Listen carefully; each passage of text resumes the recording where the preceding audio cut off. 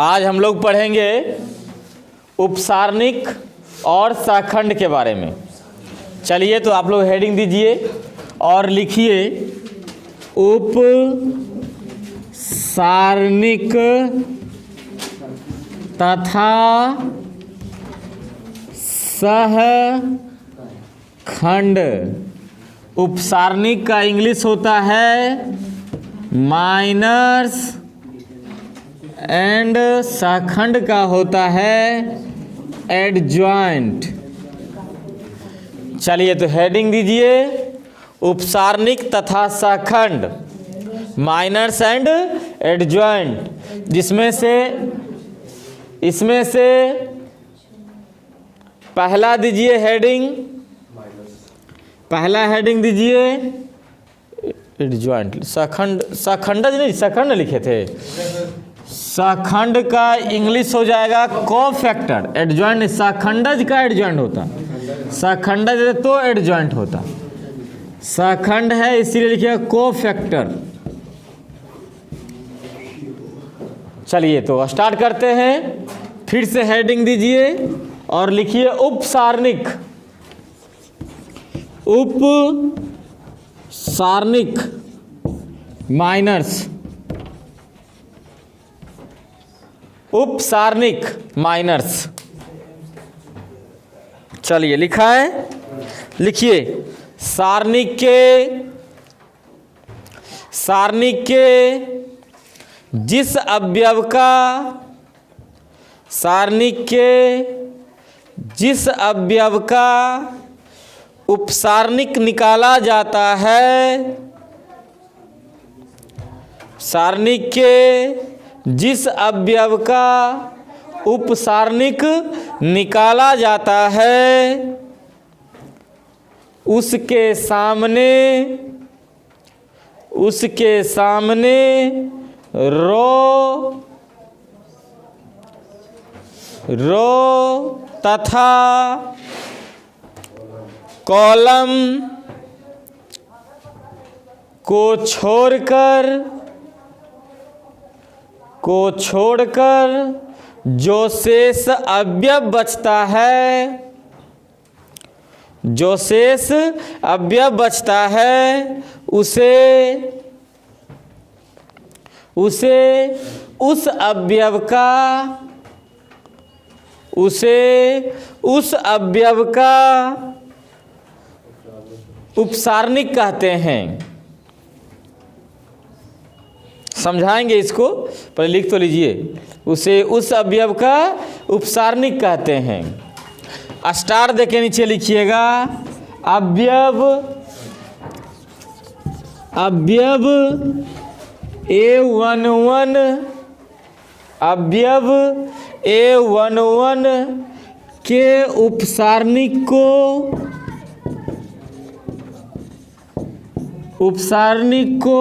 M, capital M, उपसारणिक का English minor होता है ना, इसीलिए M, कैपिटल M, M11 द्वारा सूचित किया जाता है।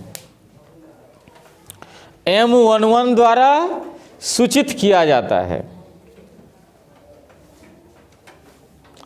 इसको एग्जाम्पल के थ्रू आपको समझाते हैं, समझिएगा बहुत अच्छा से। ए आपका उपसारणिक सारणिक है 2, 1, -3 और 5।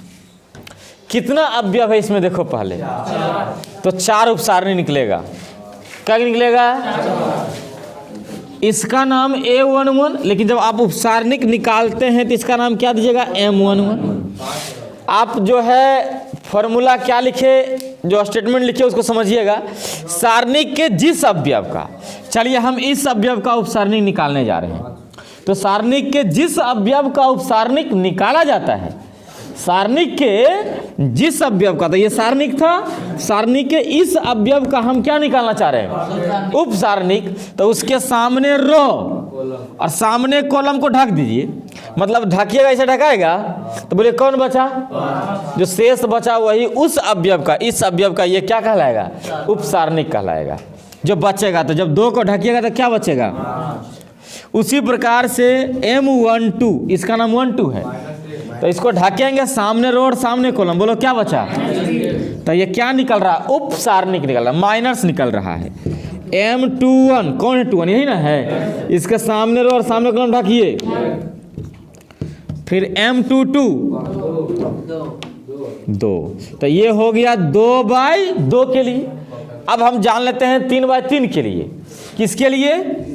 चलिए तो फिर से लिखते हैं यहाँ पर A बराबर 1 2 3 -1 4 5 2 0 3 का अवयव है इसमें, गिनो।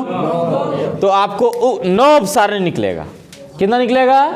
9। तो पहले पहला निकाल लें, M11। जिस अवयव का उपसारणी निकाला जाता है उसके सामने रो और सामने कॉलम ढक दीजिए। ढकेंगे तो बोलिए कौन बचेगा? ये चारों बचेगा। तो चारों नहीं लिख देना है, गुना करके लिखना है। 4 तिया माइनस बराबर 12। उसके बाद लिखेंगे M12। और जैसे लिखते हैं सीरियल लिखिएगा आप लोग, कभी गलत नहीं होगा। सीरियल M12 ये वाला ना है। सामने रो और सामने कॉलम ढकिए। -3 और 5 दूनी 10 -13 आ गया। देखिए अच्छा से। उसके बाद M13 लिखेंगे, यही ना 13 है। सामने रो और सामने कॉलम ढकिए। 0 -8 होगा ना, -8। चलिए उसके बाद आते हैं 21 में, यही 21 है।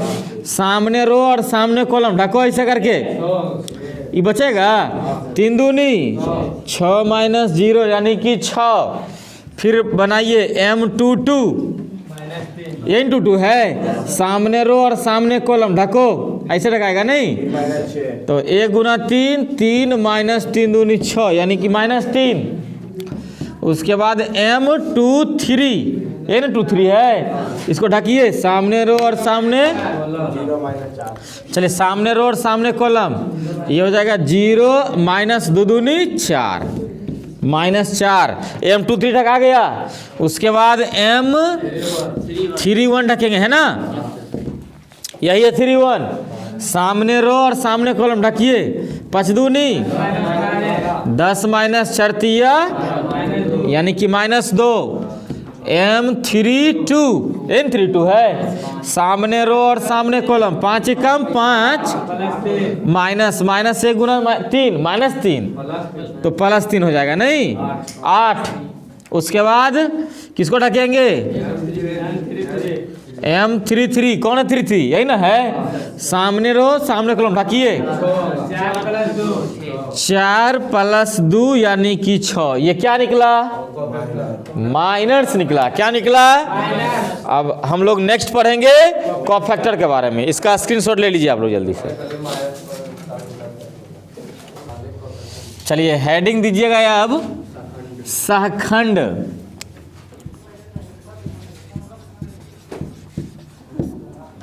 इंग्लिश हो जाएगा कोफैक्टर। स्टेटमेंट नहीं लिखाते हैं, सिर्फ बोल देते हैं। सुन लीजिएगा।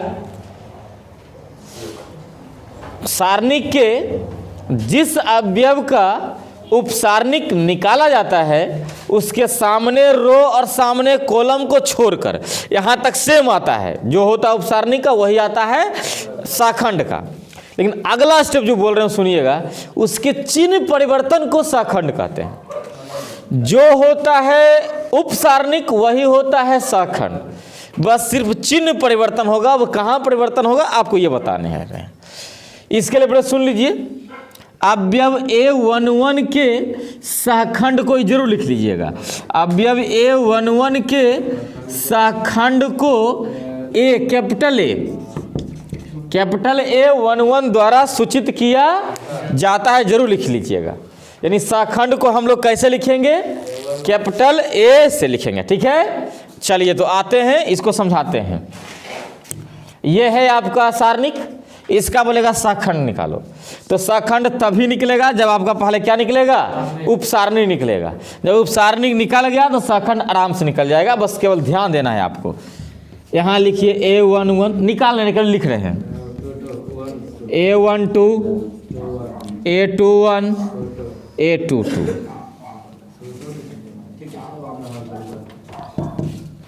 A22। ध्यान दीजिएगा इस चीज को, जो होता है उपसारणिक वही होता है सखंड।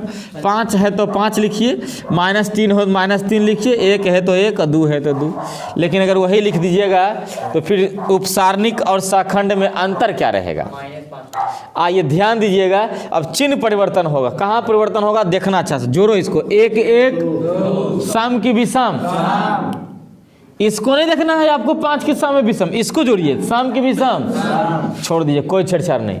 सम में कोई छेड़छाड़, ये मत समझना सम है तो हम प्लस कर देंगे या माइनस कर देंगे, जी नहीं, जो है वही रहने देना। माइनस है तो माइनस, प्लस है तो प्लस। आइए 1 2 सम की विषम, विषम में चिन्ह परिवर्तन, माइनस रहेगा तो 2 1 विषम की सम, इसीलिए 2 2 सम, वैसे छोड़ देंगे। हो गया, ये निकला क्या आपका कोफैक्टर निकला। उसी प्रकार से इधर निकाल लेते हैं। A11 A12 A13 A21 A22 A23 A31 A32 और A33। जिस प्रकार से इधर लिखे थे उसी प्रकार से पहले उधर पूरा नोट कर ले। जैसे हम बनाते हैं सेम टू सेम एग्जाम में वैसे बनाना है, गलत नहीं होगा आप लोगों से। 12 है तो 12 लिखिए, अपने मन से मत होशियार बनना। -13 कर दो +13, होशियार बनेगा तो 3 जगह माखेगा, इसीलिए होशियार बनना ही नहीं है।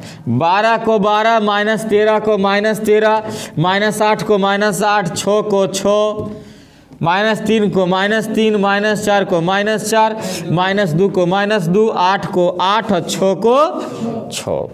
अब चिन्ह परिवर्तन करेंगे। 1 1 2 छोड़ दीजिए, कोई छेड़छाड़ नहीं। 1 2 3 1, कोई देखो माइनस है फिर भी माइनस छोड़ देंगे, कहा है कि इसका माल है, बुझाया।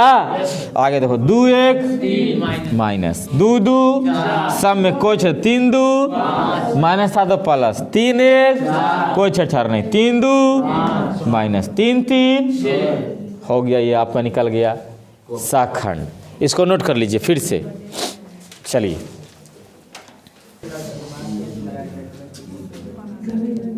चलिए अब हम लोग पढ़ेंगे एक्सरसाइज 4.4 का पहला क्वेश्चन है 2 -4 0 और 3। आपको निकालना है निम्नलिखित सारणिकों के अवयवों के उपसारणिक तथा सखंड निकालें। उपसारणिक और क्या निकालना है, तो पहले तो हम उपसारणिक निकालेंगे तभी तो सखंड निकलेगा। ध्यान दीजिएगा, M11 जिसका निकाला था उसके सामने रो और सामने कॉलम ढकिए, क्या बचा 3। उसके बाद M12 बोलो क्या बचेगा 0। उसके बाद M21 सामने रो और सामने कॉलम ढकिए, 21 यही ना है, सामने रो और सामने कॉलम, कितना बचेगा -4। M22 है ना 2, तो क्या निकला ये उपसारणिक, क्या निकला ये उपसारणिक। उसके बाद क्या निकालना है सखंड, सहखंड। चलिए सखंड निकालने जा रहे हैं। यहाँ पर लिख लीजिए स्थिर से, A11 समझिए सखंड निकालने आता ही सिंपल भाषा में। सखंड उपसारणिक को M से और सखंड को A11 A12 A21 A22, बस जो है वही अवयव लिख लीजिए। जो होता है उपसारणिक वही होता है सखंड। 3 है 3 लिखिए, 0 लिखिए, -4 लिखिए, 2 लिखिए, लेकिन हल्का चिन्ह परिवर्तन होगा। 1 1 सम की विषम, सम में कोई छेड़छाड़, 1 2 सम की विषम, तो प्लस था तो 0 ना तो प्लस होता है ना तो माइनस होता, बस रहने दीजिए वैसे ही। 2 1 माइनस था तो 2 2 सम हो गया, ये उपसारणिक। बुझाया? तो ये था 2 गुने 2 वाला। एक बनाते हम 3 गुने 3 वाला, तो एक में था 2 क्वेश्चन, दोनों बन जाएगा ना। चलिए अब 2 नंबर हम बना रहे हैं। 2 का एक नंबर 2 का 1 से अच्छा है, 2 का 2 बना देते हैं। 1 0 4 3 5 -1 0 1 और 2। क्या निकालना है आप लोगों को? उपसारणिक और शाखंड। कै गो निकलेगा उपसारणिक? 9 गो, क्योंकि 9 अवयव है, जितना अवयव उतना उपसारणिक। चलिए तो M11 लिख लीजिए पहले, M11 M12, उसके बाद हो जाएगा M13, उसके बाद M21 M22 M23 31 M32 और M3। चलिए ढकिए 11 को, सामने रो सामने कॉलम, 5 दूनी -1 + 1 यानी कि 11। देखिए 0 को इमें से ना 0 ढकेंगे 0 हो जाएगा। जी नहीं, 0 को ढकना है आपको, इस अवयव का उपसार निकालना है। सामने रो सामने कॉलम, 3 दूनी 6 -0 यानी कि 6। 1 3 ढकिए, 3 1 कम 3 -0 यानी कि 3।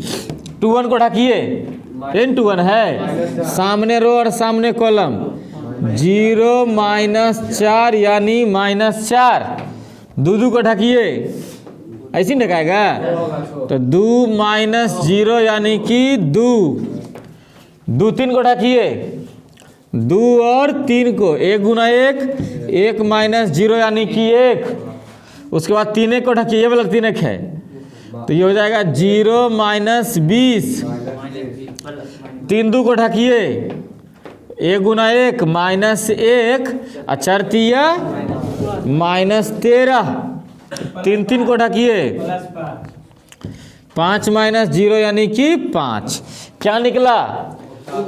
जितना देर लगेगा केवल उपसारण निकालने में, शाखंड शाखंडज इनवर्स ये सब तुरंत निकल जाएगा। सुने हम क्या बोले? जितना भी देर लगे किसमें निकालने में? उपसारणिक।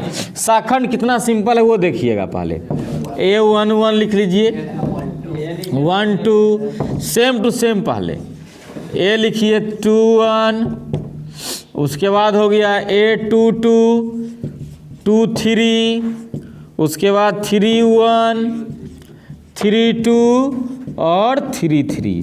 हम क्या बोले? फिर से बोल रहे हैं, जो उपसारणिक वही होगा शाखंड। अगर उसके बाद भी समझ में नहीं आ रहा है तो समझ लीजिए आप लोग ले लें, जो उपसारणिक वही शाखंड। 11 तो 11 6 3 -4 2 1 -20 -13 और 5। लेकिन चिन्ह परिवर्तन होगा। 1 1 सम की भी सम, कोई छेड़छाड़ नहीं। 1 2 -1 3 कोई छेड़छाड़ नहीं। 2 1 प्लस 2 2 कोई 3 2 1 सॉरी 2 3 5 ना माइनस 3 1 3 2 5 3 3 हो गया आपका शाखंड। समझ में आया नहीं आया? चलिए इसको नोट कीजिए। एक और क्वेश्चन बताएंगे इसमें से।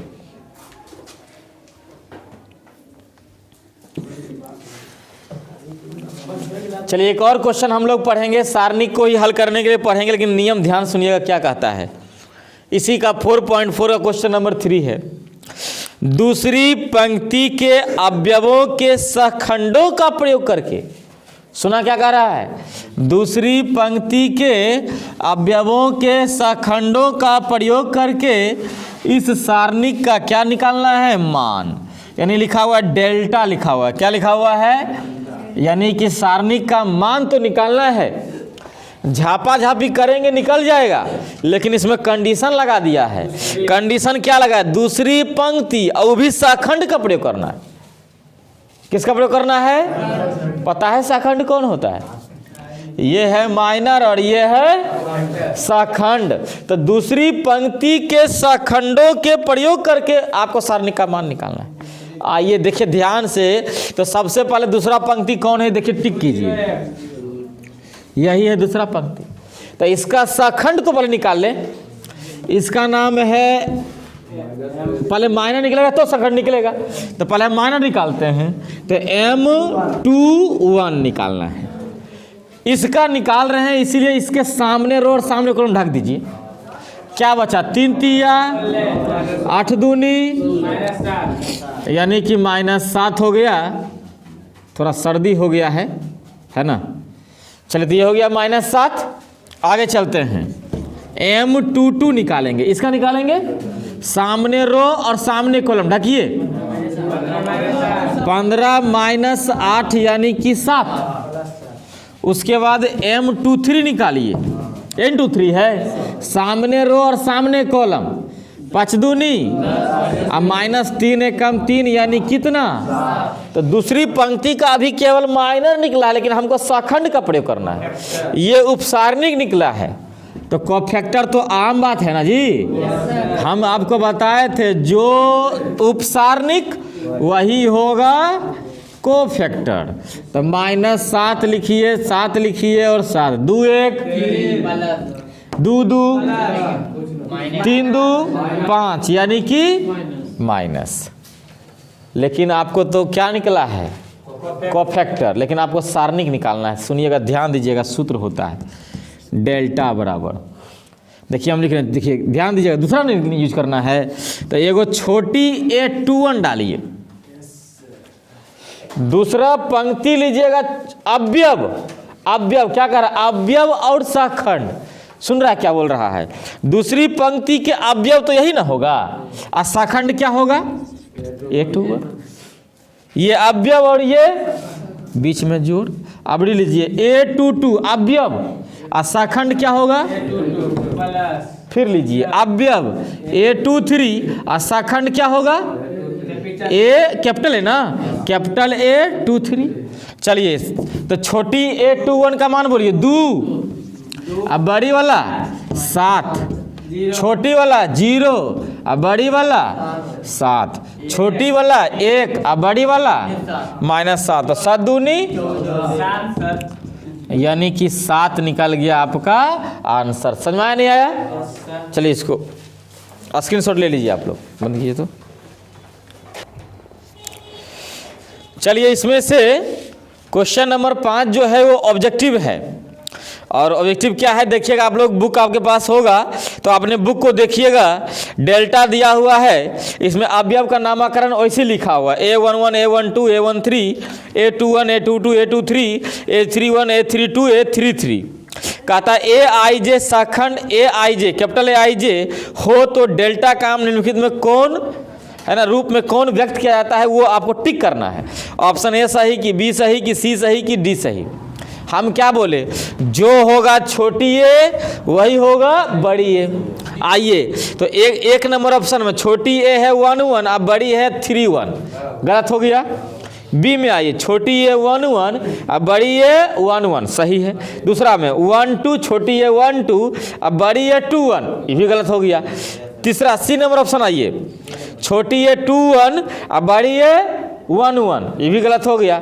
डी नंबर में आए, छोटी ए 1 1 बड़ी ए 1 1, छोटी ए 2 1 बड़ी ए 2 1, छोटी ए 3 1 बड़ी ए, माने जो होगा छोटी वही, जो छोटी वही, जो छोटी वही तो सही होगा। नहीं ऑप्शन नंबर कौन होगा? 5 का डी नंबर आंसर होगा, 5 का डी ऑब्जेक्टिव। चलिए तो ये हो गया उपसारणिक और सखंड खत्म।